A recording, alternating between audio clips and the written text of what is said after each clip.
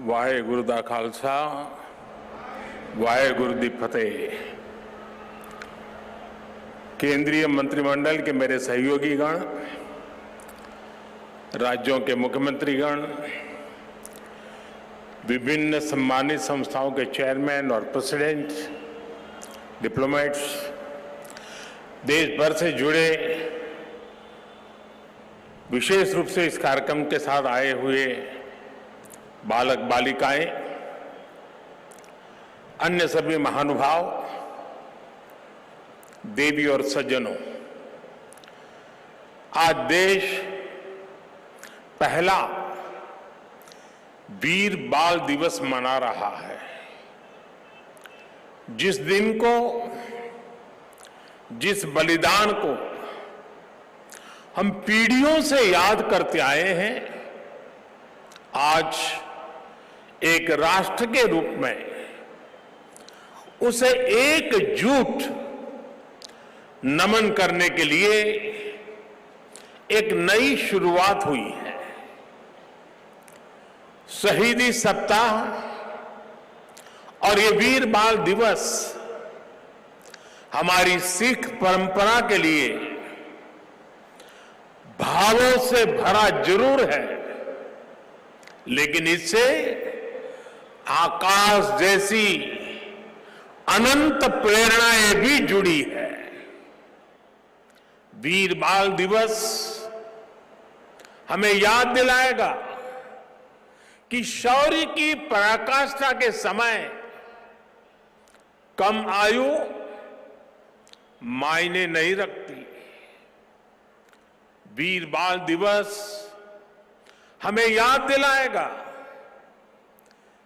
कि 10 गुरुओं का योगदान क्या है, देश के स्वाभिमान के लिए सिख परंपरा का बलिदान क्या है।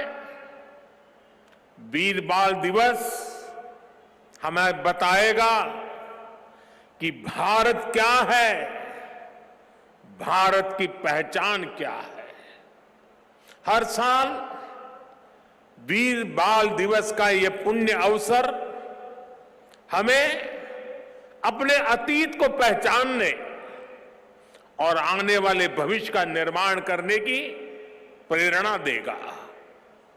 भारत की युवा पीढ़ी का सामर्थ्य क्या है, भारत की युवा पीढ़ी ने कैसे अतीत में देश की रक्षा की है, मानवता के कितने घोर प्रघोर अंधकारों से हमारी युवा पीढ़ी ने भारत को बाहर निकाला है। वीर बाल दिवस आने वाले दशकों और सदियों के लिए ये उद्घोष करेगा। मैं आज इस अवसर पर वीर साहिबजादों के चरणों में नमन करते हुए उन्हें कृतज्ञ श्रद्धांजलि अर्पित करता हूं।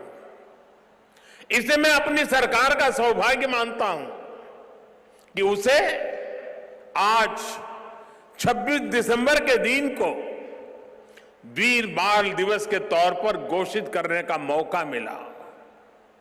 मैं पिता दशमेश गुरु गोविंद सिंह जी और सभी गुरुओं के चरणों में भी भक्ति भाव से प्रणाम करता हूं।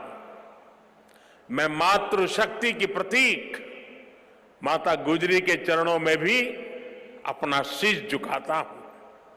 साथियों, विश्व का हजारों वर्षों का इतिहास क्रूरता के एक से एक खौफनाक अध्यायों से भरा है।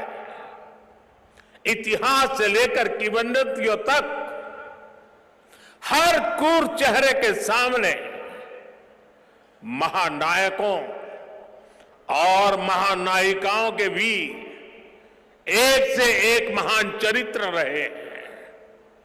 लेकिन ये भी सच है कि चमकौर और सरहिंद के युद्ध में जो कुछ हुआ वो भूतो न भविष्यति था।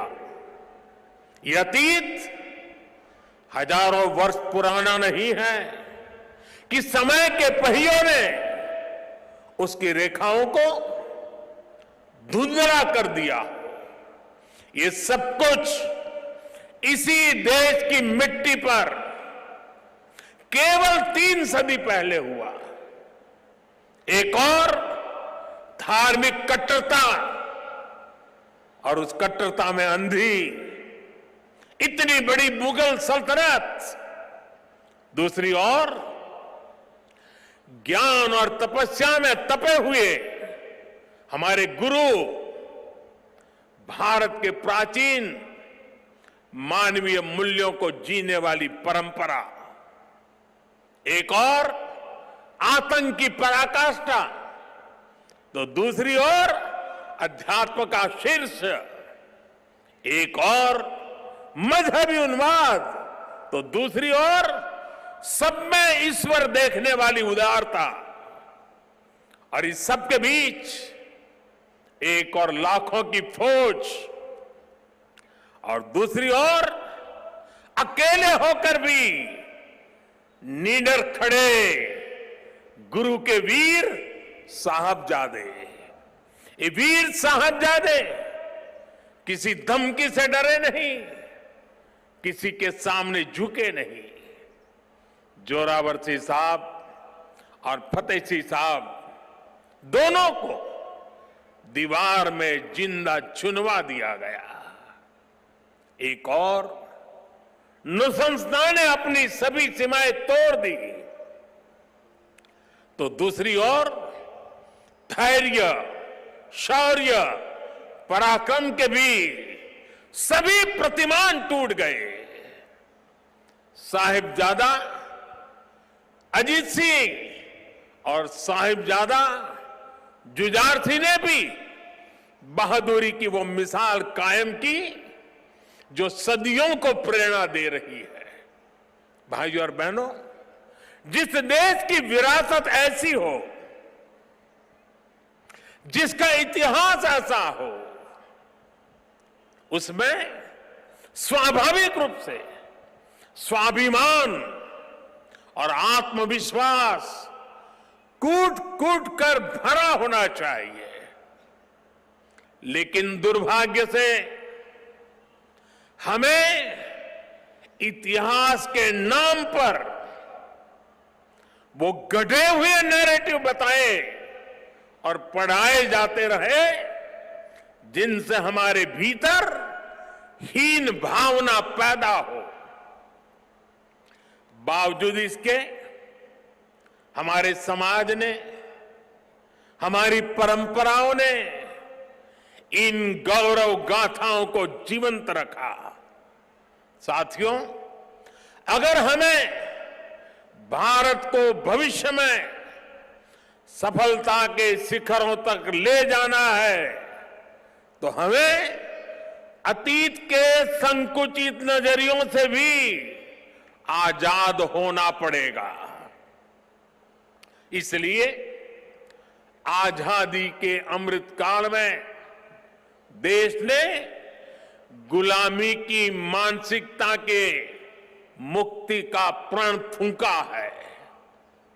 वीर बाल दिवस देश के उन पंच प्राणों के लिए प्राणवायु की तरह है।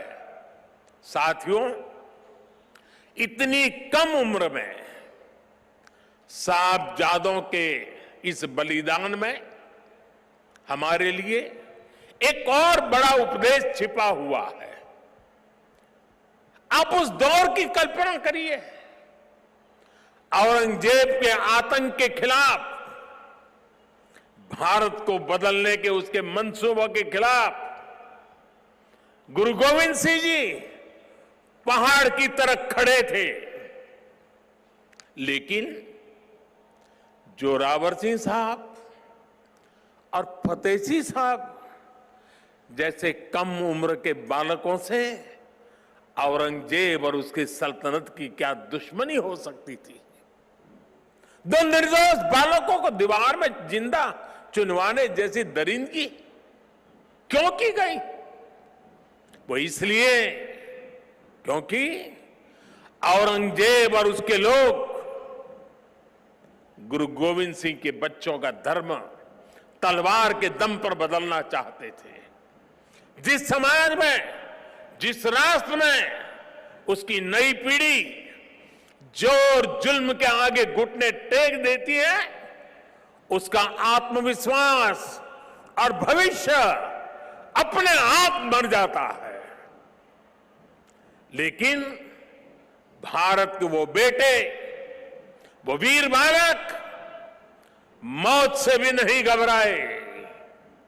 वो दीवार में जिंदा चुन गए, लेकिन उन्होंने उन आतताई मंसूबों को हमेशा के लिए दफन कर दिया।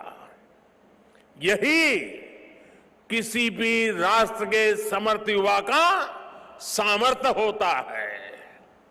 युवा अपने साहस से समय की धारा को हमेशा के लिए मोड़ देता है। इसी संकल्प शक्ति के साथ आज भारत की युवा पीढ़ी भी देश को नई ऊंचाई पर ले जाने के लिए निकल पड़ी है।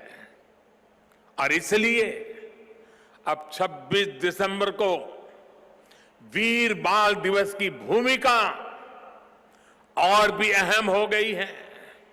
साथियों, सिख गुरु परंपरा केवल आस्था और आध्यात्म की परंपरा नहीं है, ये एक भारत श्रेष्ठ भारत के विचार का भी प्रेरणा पुंज है।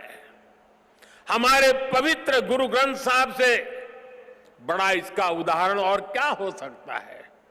इसमें सिख गुरुओं के साथ साथ भारत के अलग अलग कोणों से 15 संतों और 14 रचनाकारों की वाणी समाहित है। इसी तरह आप गुरु गोविंद सिंह जी की जीवन यात्रा को भी देखिए।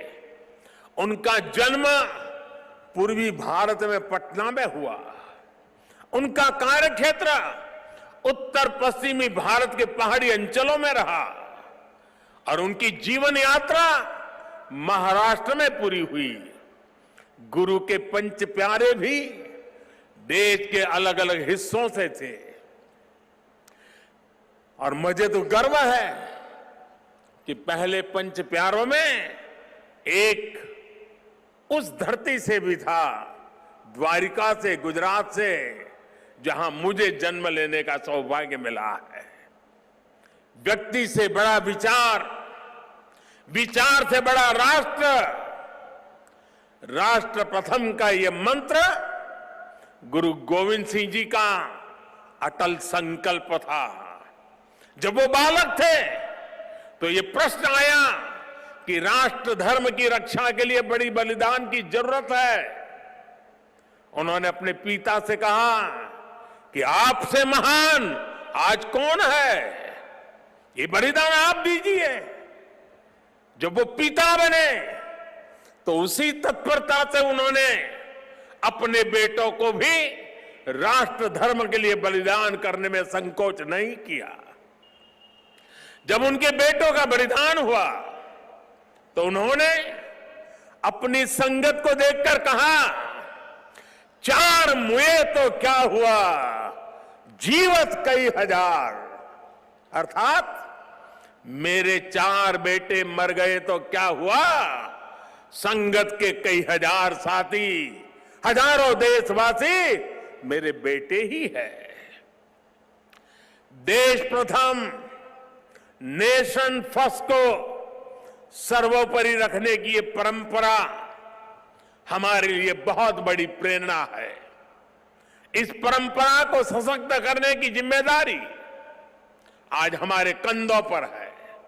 साथियों, भारत की भावी पीढ़ी कैसी होगी, ये इस बात पर भी निर्भर करता है वो किससे प्रेरणा ले रही है। भारत की भावी पीढ़ी के लिए प्रेरणा का हर स्रोत इसी धरती पर है। कहा जाता है कि हमारे देश भारत का नाम जिस बालक भारत के नाम पर पड़ा, वो सिंहों और दानवों तक संहार करके थकते नहीं थे। हम आज भी धर्म और भक्ति की बात करते हैं तो भक्तराज प्रहलाद को याद करते हैं। हम धैर्य और विवेक की बात करते हैं तो बालक ध्रुव का उदाहरण देते हैं।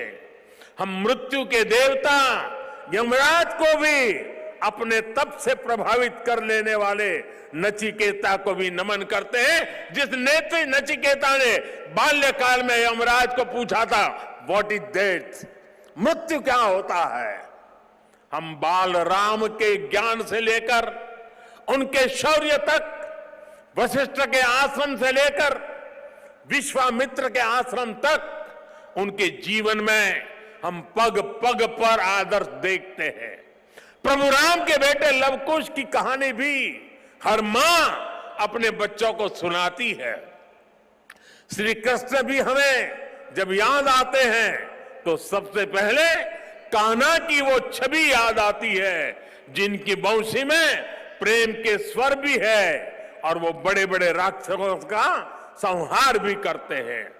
उस पौराणिक युग से लेकर आधुनिक काल तक वीर बालक बालिकाएं भारत की परंपरा का प्रतिबिंब रहे हैं।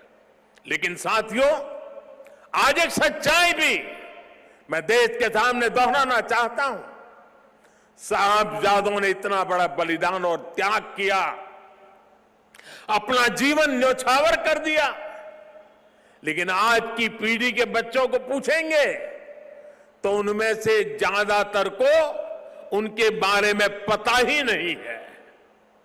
दुनिया के किसी देश में ऐसा नहीं होता है कि इतनी बड़ी शौर्य गाथा को इस तरह भुला दिया जाए। मैं आज के इस पावन दिन इस चर्चा में नहीं जाऊंगा कि पहले हमारे यहां क्यों वीर बाल दिवस का विचार तक नहीं आया, लेकिन ये जरूर कहूंगा कि अब नया भारत दशकों पहले हुई एक पुरानी भूल को सुधार रहा है। किसी भी राष्ट्र की पहचान उसके सिद्धांतों, मूल्यों और आदर्शों से होती है। हमने इतिहास में देखा है, जब किसी राष्ट्र के मूल्य बदल जाते हैं तो कुछ ही समय में उसका भविष्य भी बदल जाता है। और ये मूल्य सुरक्षित तब रहते हैं जब वर्तमान पीढ़ी के सामने अपने अतीत के आदर्श स्पष्ट होते हैं। युवा पीढ़ी को आगे बढ़ने के लिए हमेशा रोल मॉडल्स की जरूरत होती है। युवा पीढ़ी को सीखने और प्रेरणा लेने के लिए महान व्यक्तित्व वाले नायक नायिकाओं की जरूरत होती है।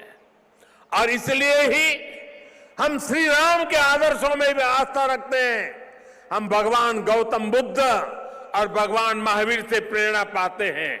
हम गुरु नानक देव जी की वाणी को जीने का प्रयास करते हैं।